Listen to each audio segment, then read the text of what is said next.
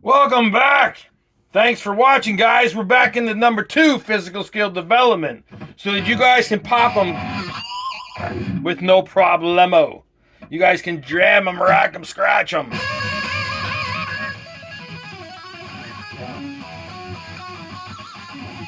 No problem, because I'm giving you skill builders to do just that. All this kind of stuff and whatever else you want to make up. But anything you want to be able to do on your guitar, you're going to be able to do by doing the exercises that I give you. Because if thousands of other players can play insane guitar from the things I've taught them, then so can you. I don't care if you've got no musical ability whatsoever. Doesn't matter. These things work for everybody. If you got a pulse, you can play great guitar by watching my channel. Thanks for coming back. This is mezzyshredder. I'm showing you how to play guitar, reach your personal best. I got some banging exercises for you guys that are simple and very, very effective. Let's get right into it. The first thing I'm going to show you today is a necessary thing you will be doing at least 30 to 50% of the time you play guitar. And that is the pull-off pick method. You must learn to master it. And if you master it with a reverse side of the hammer-ons on the other side of it, you're even better. And then if you put in my classic 3 up, 1 down, you can't even go wrong on right street. You will develop every 30 days following those. If you repeat that triplet of exercises that I just said, you do your 3 up, 1 down, you do it with the hammer-on pull-off thing, and you do pull-off pick, then within every 30 days, you're going to see yourself improving. Every 30 days, if you put in 10 hours a month, you will see noticeable improvement. You only need 10 hours a month, and every 30 days, you will see noticeable improvement, which hopefully will motivate you to put in a lot more time than that. So let's get right into it. I got a lot to show you. We're building off of last week. I'm sorry, it was basically last week, but we're building off the last lesson. So however long you've needed to develop those skills, you're now going to use those skills to build these exercises because they're all tied together. We don't go from one exercise to another that are unrelated. That's ridiculous. And if you're doing that in the past, and you've done that in the past, and you're doing that now, well, then that's probably why you're here. Because we don't jump around. We start at the beginning, and we go step by step up the ladder until you get where you got to go. We don't jump around because that doesn't get you anywhere. Okay, we don't read 5 minutes of, we don't read 1 page of 20 different books. We don't do that here. We read 1 full book complete. We know everything about the book. We move on to the next one. When we're done with the series, we know everything in all the books. That's how it works. I teach you from start to finish, beginning to end, without missing anything that you need to learn to play excellent and well.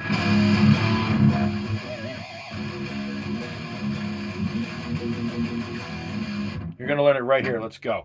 I'm going to use B minor pentatonic scale, B, D, E, F sharp, A. That's the box I'm going to show you this in. It is what I call a simple pull-off by me. For now, it's it will be simple to you very quickly. It's all simple stuff. It's pentatonics. How hard can it be, right? The exercise involves your right hand here, so you're going to need this guy in this exercise. It goes like this. Pull off the first string. You're going to do a pick on the next string, which is a down up on the next string of the pentatonic box. So immediately we've got a pull off, pick, pull off, pick.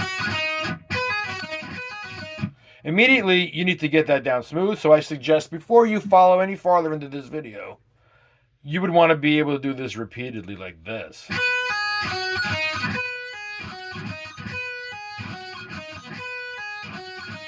Ideally, you want to get that going to your metronome. If you haven't done that already, well, that's something you're going to need to be getting involved with if you want to get, improve your skills. Because without the metronome, you're only going to get so far in developing your skills, no matter how many videos you watch and how many exercises you play. You can only develop yourself so far without the metronome. The metronome is the gym, the work, like going to the gym for your fingers. If you want to get bigger and better than what you can get without the gym, you just do your push-ups and your sit-ups, right? And then if you want to pack on more meat, you lift actual weights. So the metronome is like weights for your fingers. You can get skills without it, but you'll never, ever, ever, ever, ever get anywhere close to, develop the skills that you would if you used one. It's more than night and day. It's either make or break your playing. You will not be a great player without a metronome, and the reason I say that is because there are no great players who can't play with one. It's par for the course. It's necessary. It's like oxygen for living. If you want to live, you must breathe oxygen. You don't have a choice. If your lungs can't pump oxygen, you're pumping in death. So it just works the same way. If you don't have if you don't have the metronome ability to grab that timing, then you can't play with other musicians and you can't make music, because music it's got to be in time to even be called music. It's got to make sense. It's got to sound good, because otherwise it's not music. And so you must learn to use your metronome. I always encourage you guys to start using it with these basic exercises, because if you get used to it from the very beginning, you won't know anything else and you'll just know to use it all the time.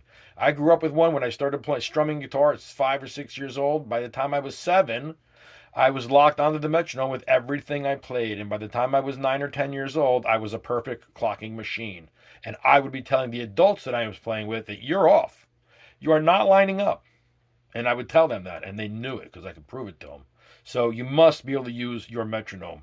It is going to make or break your guitar playing. If you're going to invest the time to do this, you might as well invest it to do it right. I mean, why would you waste your time doing it at a smaller percentage of how good you could be when you could be getting so much better just by learning to use the machine? So you don't use it today, maybe, but as soon as you can do this repeatedly a few times, then you're going to need your machine. I mean, I used one, everybody else used one. Why would you think you're the only one on the earth who wouldn't need to use one when every single other great player learned by using one? So don't tell yourself you don't need one or it's not for you, because that's not true. Then you're lying to yourself. And then if you're going to do that, well, then you're probably lying to yourself about a lot of other things too. And that's a whole other issue you'd need to address. Because the truth is, every musician must learn to use a metronome. It's a necessary thing, and you don't have a choice if you're going to be calling yourself a musician. You could just be a guy that plays some guitar if you can't use a metronome, because that's all you'd really be, is somebody, whether you're a girl or a guy. You're just somebody who plays the guitar. Yeah, I play guitar. Are you any good? No, I can't use a metronome. I can't keep great time. Oh, well, then you're not even a musician. You're just the person that plays guitar. And that's how people see it. So you must learn to use it, right? Enough preaching about that. We've heard that record already. Moving across the board, I'm just going to say it. Pull off, pick, pick. Pull off, pick, pick. Pull off, pick, pick. And I'll stop to show you. Now I start on the second string. Go to the third.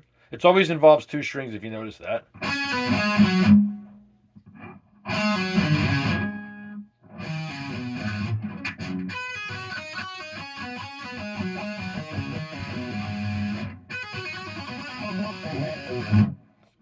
Now, on the way back from low to high, we do a set of hammer-ons.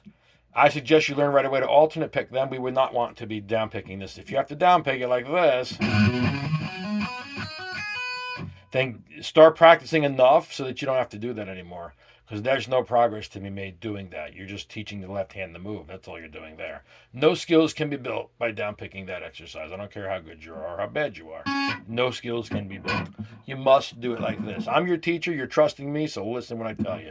Do it alternate picking it right from the very beginning. And if you have to go slower because your alternate picking stinks, well, then so what? Just go slower. But you're gaining nothing by doing this, just down picking it. If you're going,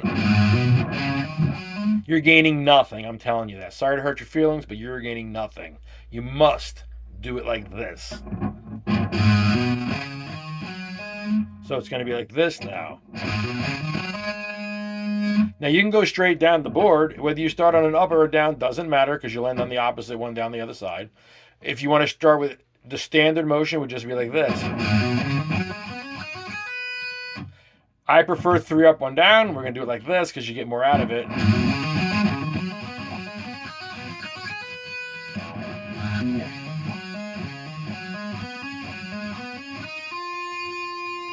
See that? Don't make that mistake. I stopped here on purpose for you. Don't make this mistake. Follow the pattern.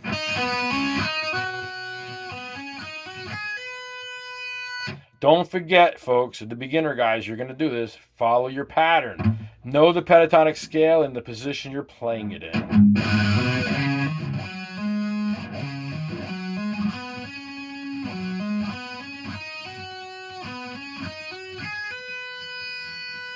Yeah, now you just rifle it right back the other way.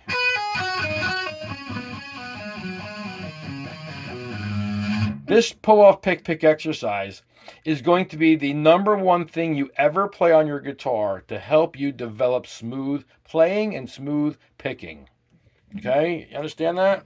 This is a very important exercise. I really can't get in the camera for this one because I need you guys to see this.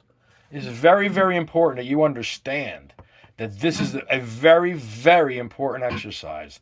I can't even stress that enough. There really isn't much else you could do to develop smoothness between the two hands because they're synchronized so well and tight in this exercise. You want this to be one of your best moves ever.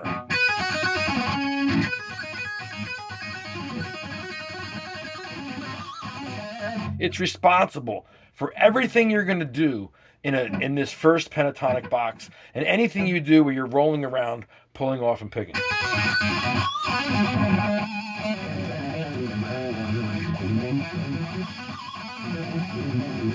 That's all pull off pick stuff. It's just hard to see it because the speed is there. But you're always going to be...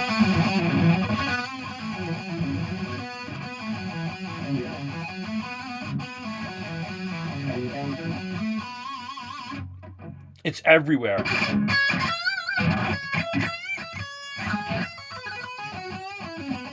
There it is again.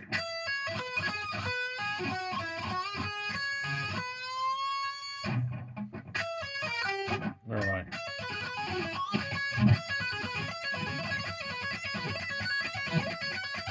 That pull-off pick thing is everywhere.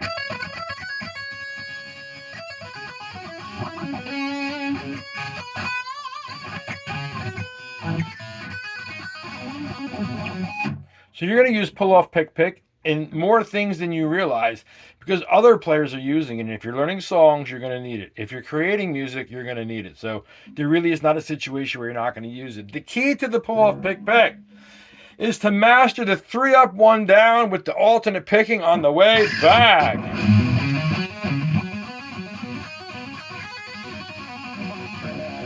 And then you roll back something like that with no pick at all. By the way, this other thing you see me doing all the time is a open string pull off with no pick. It goes like this. You're going to have to mute the strings over here. I've been working on my car, so my nails are a little dirty. You see that? I'm working on my cars this weekend. And I won a couple trophies, so I've been working on it. So you're going to pardon my dirty fingernail there. I worked for a couple trophies, and my fingers are still dirty. Anyway, that's why they're kind of hammered today. But will you give me a break? It's Monday morning. So guys, this is a wicked little exercise. You can start it really slow. It's badass. I'm just going to show it to you right now. Keep my hand over the strings a little bit to mute them so you get that mutation. That's all it is. If I mute this a little more.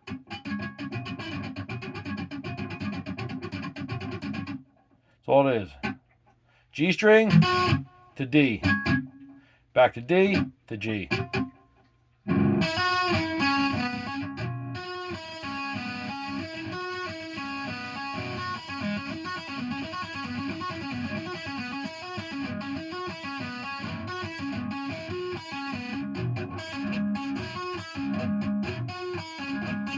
See that?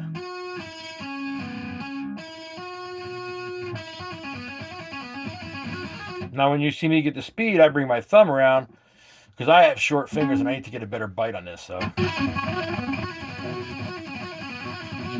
then once in a while I throw the double in there like this when I do these things like sometimes I throw like a little...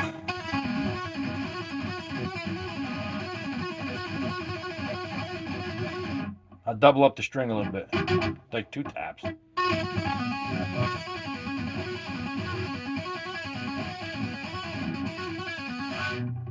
That's all it is. It's just an open string pull off. You're just pulling off the string open. The trick, if you're struggling to do it, I'll give you a little trick, a little pointer to help you out. One of the tricks is when you come off the first string here on this D, let's say you do the G. It's easy to go from here right to there. You got to do it clean. Then when this note is down, you got to lift that one clean. And then when this one comes up, this one's got to go right down so there's no gap. So you could actually begin by doing each string separately like this.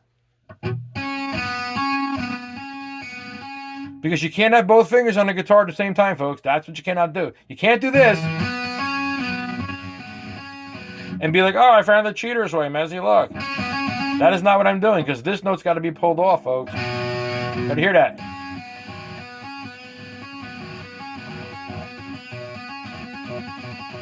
Hey?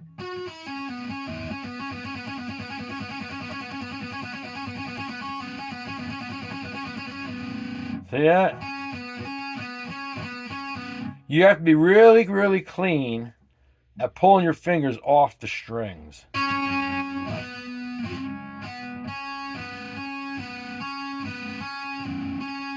Now your string wheel, I have a lot of gain on this pickup because this is a heavy pickup, hot pickup. So you'll get a little bleeding if you don't put your hand down. So I put my hand down just a pinch. And you'll be able to feel it hitting your right hand. It's called a half mute. You gotta half mute it. So you gotta half mute it with your right hand there. No muting is like this.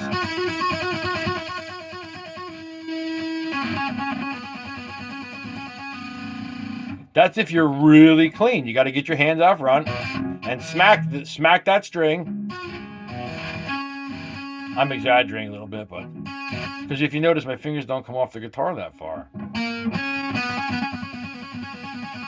That's the trick. And I'll show you real quickly. I have a whole nother video on that. You just got to watch it, but I'll give you a quick little thing about it. The thing you do to keep, one of the things you can do to keep your fingers really close is bring your hand around like this and don't have it like this. I do this because I'm experienced. But I learned this by coming out like this in the front and doing it like this first. Then I developed my own style by going like this. So yes, you will do the same thing as well. But first, you got to get the skills down. So that means you got to be like this. Okay? That's one of those things you got to work on. Combined with this, when you go like this now,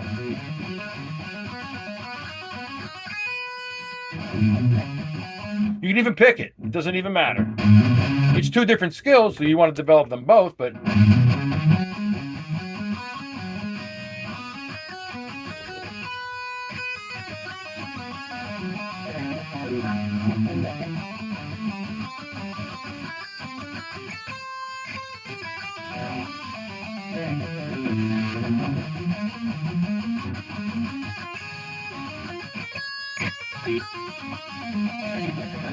now remember, I got to do this without looking at it because I'm leaned over. The guitar is leaned over and my head's way back here. So just remember, if you see me goofing up, I'm not even looking at what I'm playing. I can't. There's no way to do it. Otherwise, you'd see my head in there like this, right? So I'm doing my best for you here. I'll go a little slower so I don't make the mistakes. But when I goof up, it's just because I can't even see what the heck I'm doing on the front there. By the way, when you work on your palm muting, you want to get that, you're looking for that very bassy sound. Even if you have single coil pickups, you need that bassy. You don't want this. You don't want this. You want this.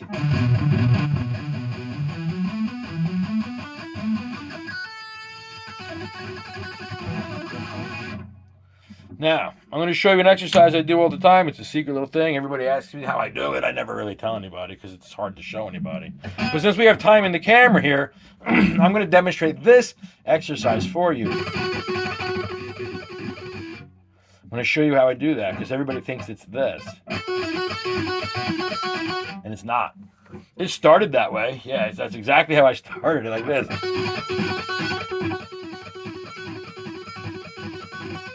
But, as you can tell, there's only so much speed you can get out of it like that. And it actually started out on the neck pickup down like this, the bridge pickup right like this. And I think, I don't know where I got it. I think it was like I was learning something off Kill 'Em All when I was a kid. And it's all pentatonics and that whole thing, you know. And in case you don't know, the reason that a lot of that is still pentatonics, the solos anyway, is because Kirk Hammett had to redo all the solos, the first four measures of every solo exactly the way Dave Mustaine had originally recorded it. And then they gave him permission after 4 measures to go off and do whatever he wanted to do. So he had to repeat the first 4 measures that were on the original recordings of the songs because they blended in very well. And then after he had blended it in with those first 4, he could now go off and do whatever he wanted. And my point of telling you that is this, that Dave was into a lot of pentatonic stuff back then. So the reason you see a lot of those solos beginning with all, like if you look at Jump in the Fire, one of the parts goes like this. So Dave does again. There's that down, down, up picking that Dave did. Then he does pull off pick thing. Okay, so then Kirk had to do that. That's why it's pentatonic over there. That's why in the Whiplash solo, when Kirk Hammett does the first few bars, he does this still. Because again, it was Dave's lick. Dave's licks are all pentatonic on that solo, on that album, on those songs. So they may not, if you notice, they don't stay pentatonic after the first 4 measures. Kirk has to follow the formula that they give him because he's waltzing into a situation that's already rolling and he's just jumping in, and that's what they told him. Hey, you got to start the solos the same way he did, then you can blast off and make them whatever you want. So if you noticed, after the first 4 measures, they're not really pentatonic anymore. They're more diatonic. He's doing all this diatonic stuff. Stuff like that. He's all over the key of E minor in that record, and it's a lot of open string pull-offs. I think even on Whiplash, he does like this tapping thing where he's like.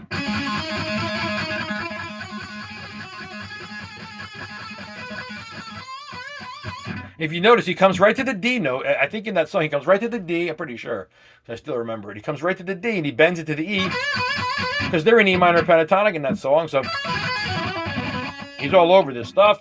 He comes into the diatonic pattern for the ending of this build-up, so he's going to build the solo to this pentatonic lick. But to build it to that, he's got to build it diatonically, because if he goes pentatonically, he's not building it up the whole scale, and then you don't get the tension. So he wants the tension from diatonic, and he's going to release it via pentatonic. So he does this. I'm going off what I remembered 30 years ago, but this is what I remember it being.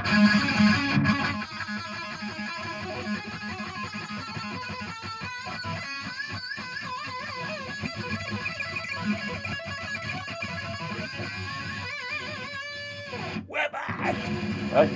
No, wait, then he's like.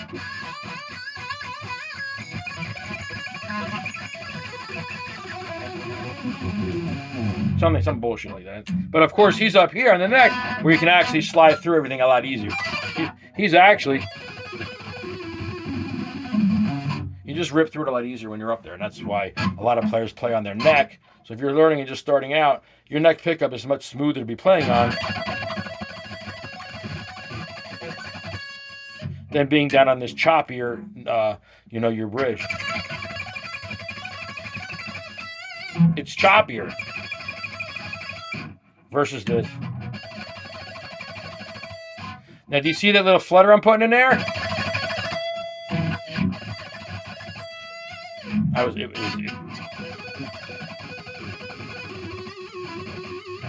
When you jump into this pentatonic box, you have a choice of doing this or this. Pinky in it. You go like this.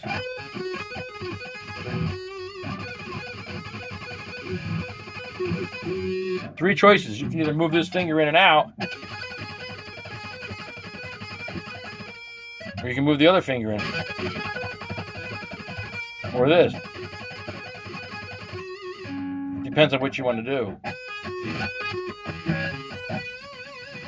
You're always throwing a little vibrato in, and then you're always adding in a little down, down, up. Because you're trying to combine all your technique at once. And until you become your own player, you're just going to be piggybacking one exercise into the next so you can learn how to connect stuff. And once you know how to connect, well, then you can do whatever, you can write it any way you want after that. You could be a little... You're like, hey, Mezzy, I taught you guys to use during my sliding videos, I teach you to slide like this, and then finally at the end, using this. So you could be doing things like that.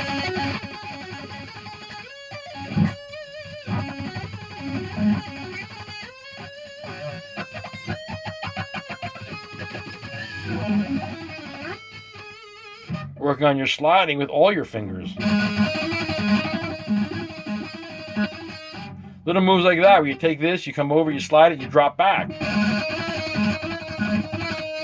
These are huge skill building exercises that if you can't do this little thing,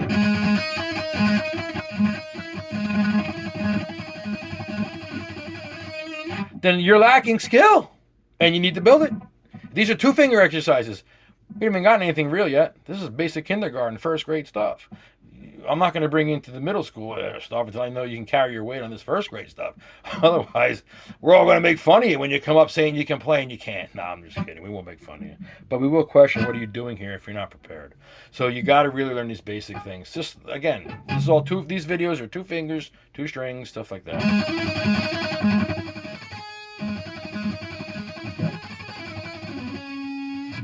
You could do pull-off pick like this. You could be starting out with a diatonic section. You can do it any way you want. There's no right or wrong way. I'm just showing you the methods and some patterns that we use.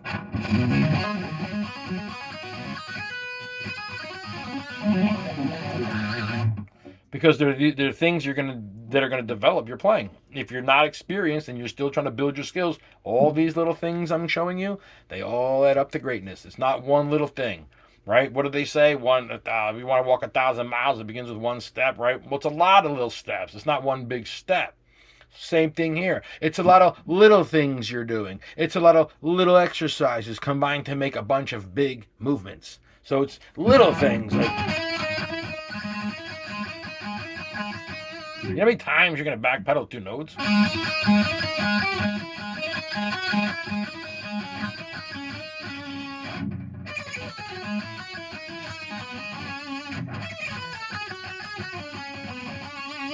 A big challenge for many players is they only use one technique all the way through whatever they're doing. So let's say you were doing a little run and you went...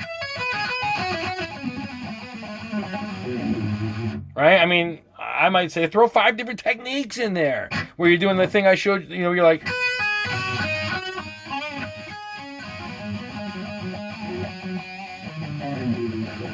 you do a few different things along the way. Maybe if you're going to bend this note, right? For all you guys that would like to start on bends, you start with the bend, right? Or what about all those guys that go, well, how do I work bends into my licks? I just start with a bend. Start with a bend and then a vibrato. It's always an easy way to get in. But you know what's really nice too? If you can rake right from the beginning. You put a rake right in the beginning. Sometimes it's the first thing you do.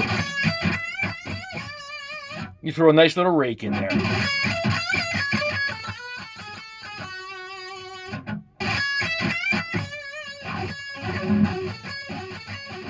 Little A minor, then you end on an A, right? Now you could be in the key of E minor ending on the A, or you could be in the key of A minor ending. You could be in any key ending on the A if there's an A in that key. I'm just choosing the A minor chord, and sometimes I'll rip through the E minor pentatonic scale or the A minor diatonic scale starting here in this box of E. I might be in the key of C major, but beginning from this box where it begins in E. Right? Or I could be... For all you guys who watch my other videos, I know you see what I'm doing. I'm pulling out the F sharp. I'm substituting F for F sharp for the same lick in E minor versus A minor.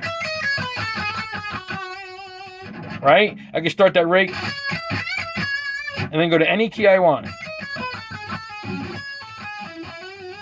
There I am in the key of E minor, but focusing on the A in that key with an A minor chord.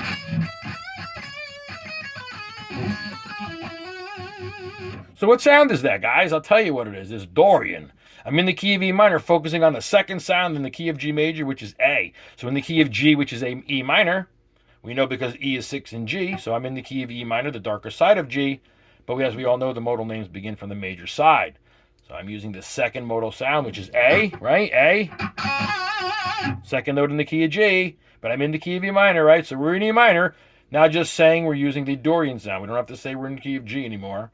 We just say we're using A Dorian in the key of E minor, or you don't even have to say all that. You say A Dorian, we know you're in E minor. So here's the A Dorian sound.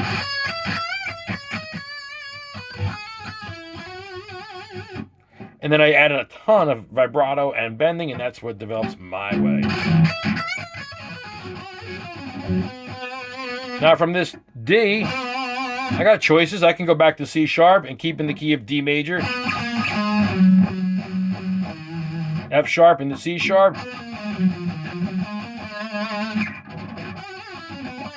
So I can do a little, stay in the key of E, then leave E to the key of D and decide where I want to go from the D. If I stay on the A note in the key of D major, I could do that and be in a major sound, but I'm not going to want to do that because I don't play in many major keys.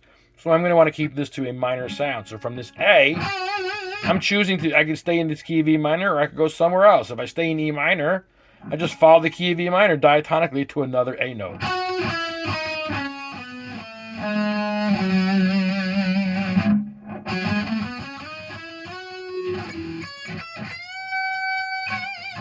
See that? There's the A note. I'm going to walk it to the other A. See, I walked it in the key of G, right? You see that? You follow my notes? You learning your scale? E. Where did I start? A, right? So I went A, B, C, B, C, D. Right? E, F sharp, G, A. So what did I do? Then I hit a little A minor rake. I go to the G, bend it up to my final note of A, because I'm bending to my root, folks. But I am crazy like a dragon, so I'm going to end it with a nasty vibrato on that A note. Get me out of there with a huge tail on the end.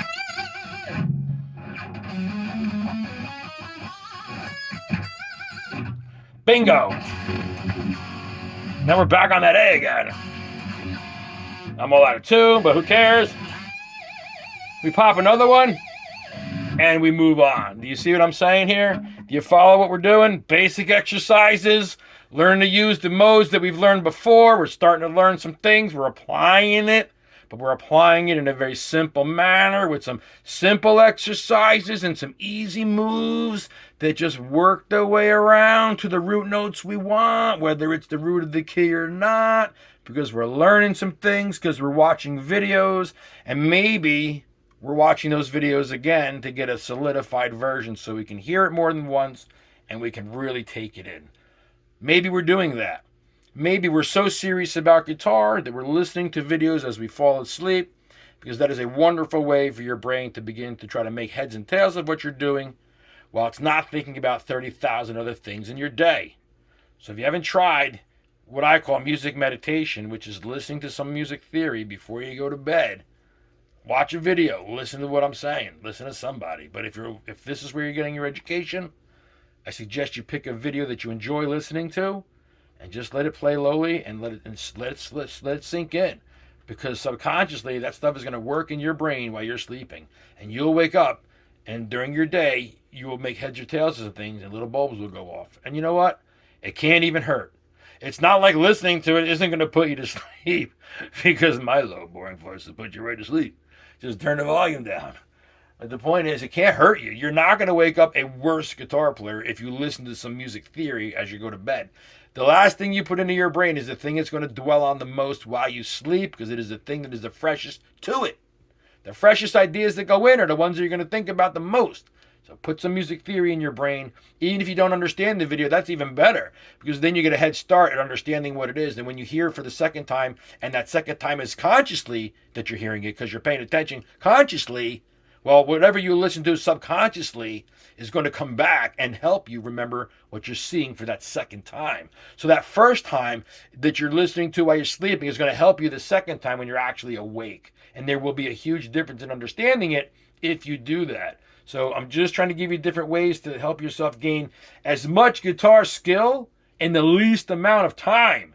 Because we don't know how long we're going to live, and we want to start enjoying this thing now. It takes long enough to get good at guitar, right? Learn to play this thing takes long enough, and it's frustrating enough as it is. We don't need to add any more time. So I'm doing my best to help you guys get as good as you can, as fast as you can, with the least amount of time invested, because you want to be playing more than practicing. So one thing I'm going to say as I end this video, I'm proud of you guys, and do one thing for yourselves. Do this thing, and if you made it this far, here's the last thing I'm going to tell you. Keep a log of your time. Log the days of the week that you play, and the time of day you play, and how many minutes a day you play. You must use reflection to get better at playing your guitar. If you use reflection, you will get much better than the guy who does not. And if I heard that, that's enough to sell me on it. So get to reflecting. I'll see you guys in another video.